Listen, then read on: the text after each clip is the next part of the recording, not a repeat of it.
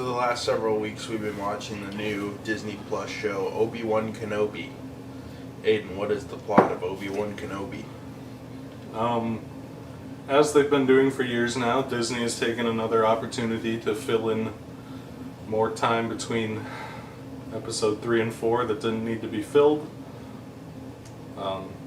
Obi-Wan is living on Tatooine doing his looking over Luke thing when Princess Leia gets kidnapped and he's sent on a mission to find her, which entangles him with things and forces him to confront his past and his failures with Anakin Skywalker, aka Darth Vader. Gunnar, what'd you think of Obi-Wan? I thought Obi-Wan was a mixed bag and would have been better like almost every Disney Plus show as a movie instead of a 6-hour show. Yep. Because what they have here is a movie's worth of content and then boring extra shit to pad it out. There's some good stuff, like the final battle with Darth Vader is pretty cool.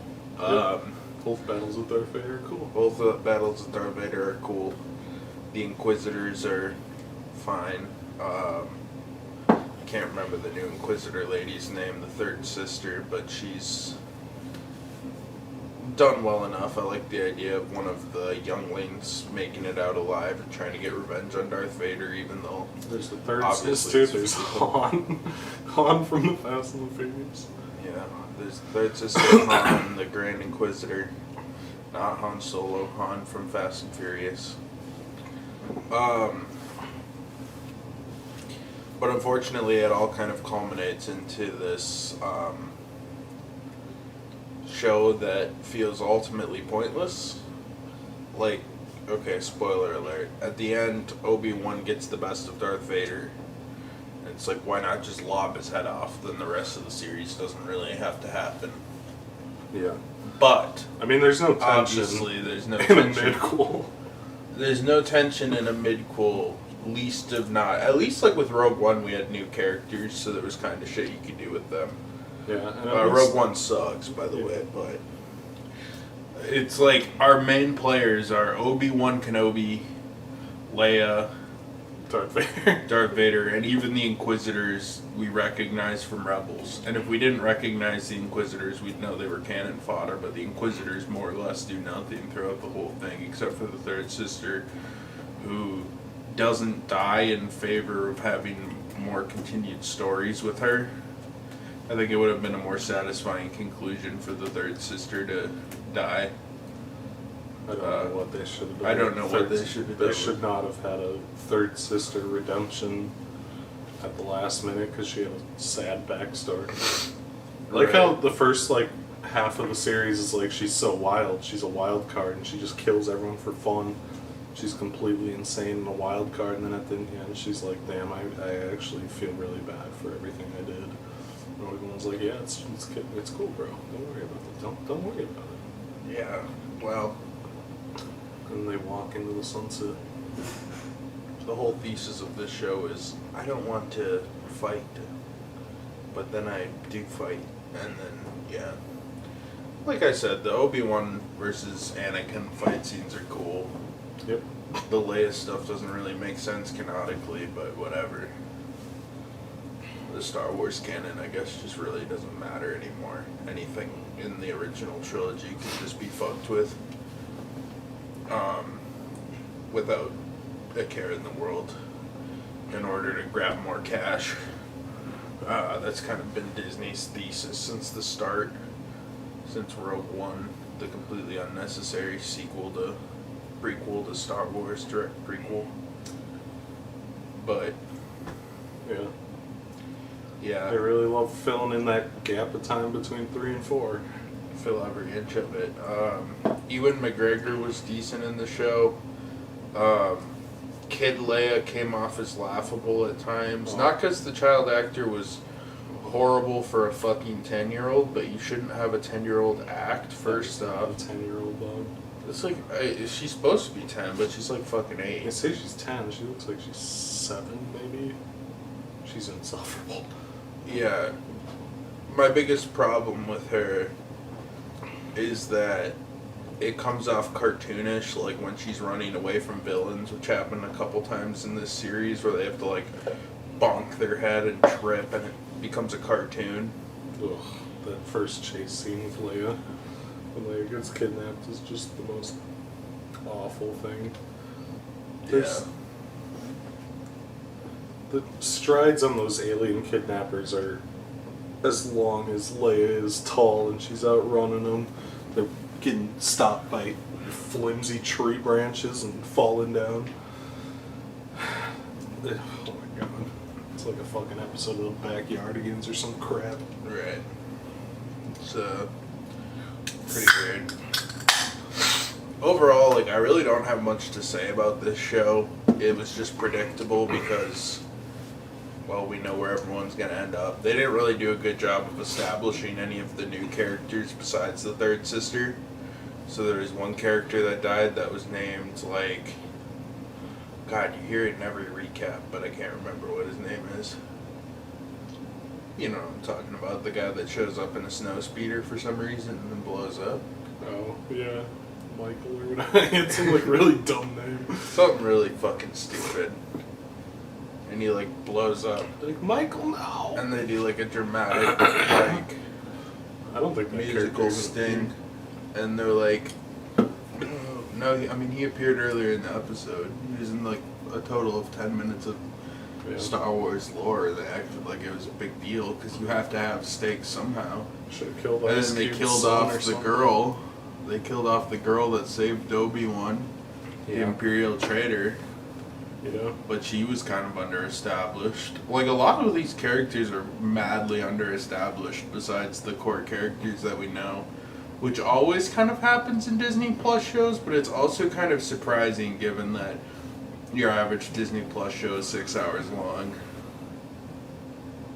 But, yeah. So, Aiden, what did you think of Obi-Wan? It's a mixed bag. The quality of every individual episode can almost entirely be judged from how often Baby Leia appears in it.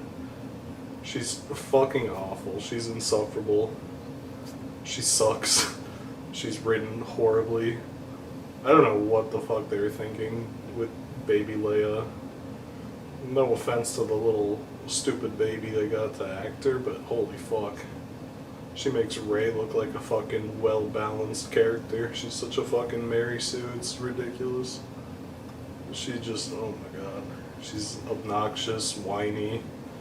She just sprints around lecturing adults about how they're too not political or something. But she's also like, they have her climb trees so that they can be like, look, she climbs trees, just like she does on Endor. Do you remember Return of the Jedi? And then at the end, for no reason, Obi-Wan gives her a holster, and it's the same holster that she has. She has her holster. And every time Baby Leia's it was a Han's Fuzzy Dice moment. Yeah, and Baby Leia, apparently Leia has never changed her fashion style or clothing, and it's just upgraded, because from the second we see her, she has the stupid buns. They're like a little higher on her head to hide them, but she just has the same hairstyle, and right. Except when she's in disguise with Obi-Wan, where she's in like rags, she's always dressed like a little tiny Leia with a little tiny fucking gun thing around her waist at the end. Leia doesn't even carry a fucking holster until episode 6, so is the implication that she had her fuzzy holster dice in her pocket for the entire first 2 movies until episode 6, and then she's like, damn, what about this holster that weird guy I met once gave me? Beyond the fact that I also like how the dialogue and it's kind of awkward where, you know, I guess it's possible that they met before, but it would be an interesting way to address someone you've met in the Help Me Obi-Wan message. So they just said, so Obi-Wan has to half-heartedly be like, pretend we never met before at the end of the series. That's so fucking corny. I mean, that's kind of Obi-Wan's thing, though.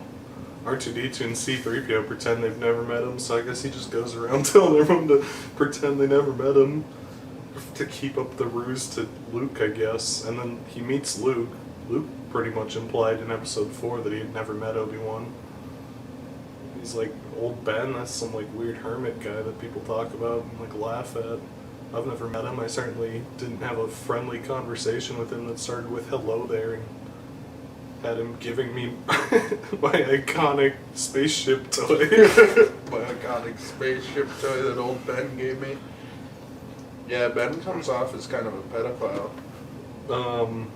Yeah, whenever baby Leia's not around, it's okay. I mean, the Hayden Christensen does well, which is something he never had the chance to do before. Even McGregor does well. When they fight, it's cool. When it's anything with baby Leia, it's generally insufferable. Third sister is interesting until they try to give her a sad backstory and pivot her into being good in the last 10 minutes after she chases baby Luke with a lightsaber. And also Luke doesn't remember ever seeing a lightsaber or Jedis or Siths or the Force, and he just forgot because it was so traumatic that he forgot. No, he bumped his head, bro. Got selective amnesia. He bumped his head and got selective amnesia and never remembered that he was chased by a lady with a lightsaber, and no one ever brought it up. Luke never, like, in episode 4, you think Luke would be like, remember that time you saved me from the crazy woman who chased me with a laser sword? Also, I don't believe in laser swords or the Force.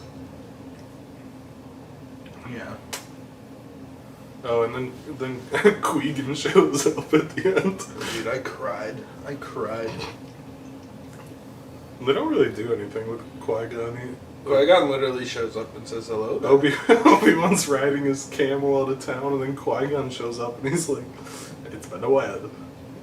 And then it ends. Yeah. Because they want to set up season 2. He has like a one-line cameo. And Liam Neeson probably somehow negotiated like $1 million out of that. Do you think we should talk about that other Disney Plus show we watched while we're here? Miss Marvel? Yeah, I mean, we're done watching it, aren't we? Yeah. Alright. Okay, well. Wait, before we do that, we should recommend it. Oh. Yeah. Connor, would you recommend Miss Marvel? You mean Obi-Wan? Obi-Wan. Would Yes. you recommend Obi-Wan? Yeah, I'd recommend it for Star Wars fans. It's a hard recommend. I mean, I don't know. I wouldn't go out of your way for it. It's not really worth the time investment. Yeah.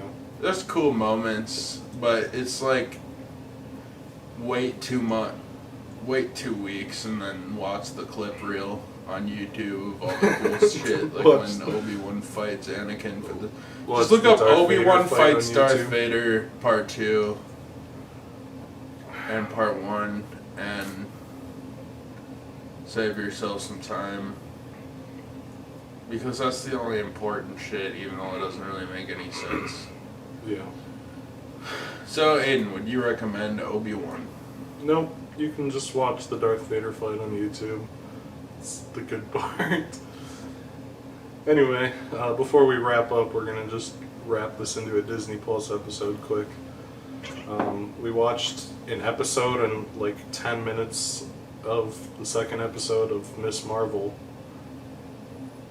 And I guess we'll just talk about it here. So Connor, what'd you think of Miss Marvel? Well, what's the story? What the fuck is it about?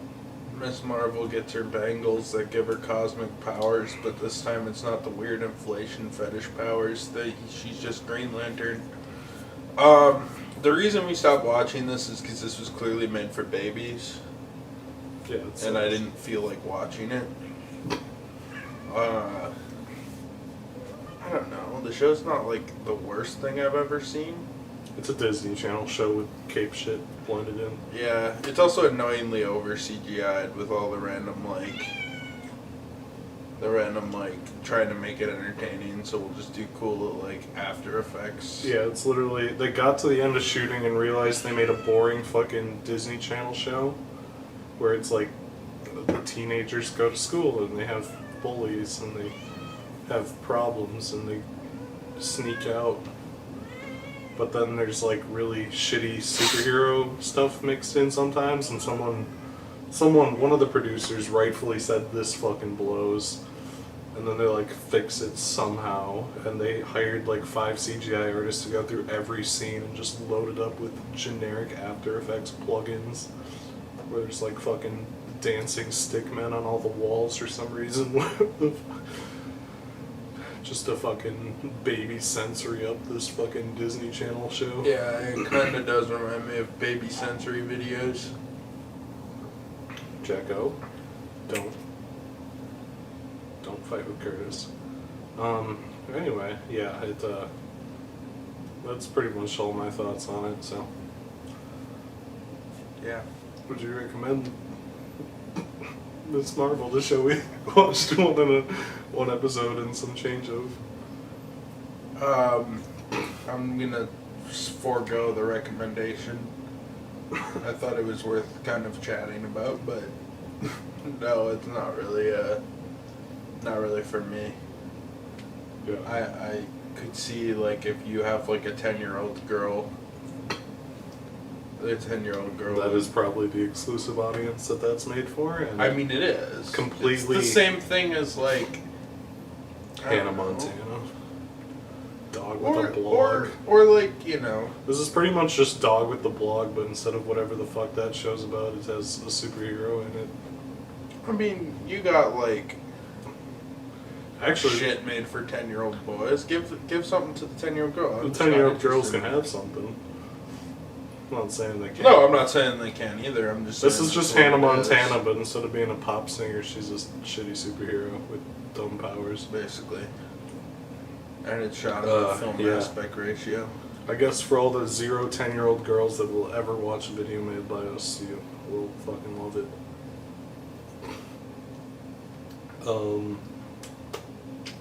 Maybe some of our viewers are like 10-year-old girls. Like the person, possibly 10-year-old girl who commented on your video, Lugia. I think that one might have been a 10-year-old boy, but it was funny. Alright. Well, how do you know it's a boy, not a girl? I mean, his name was like Christopher. And his thing was like a car. He had like a Lamborghini poster. Christopher. Shout out to Christopher or whatever his name was. Shout out, dog. Lugia. The Lugia gang. Yeah. Well, that I was guess that we'll video. talk about the other thing.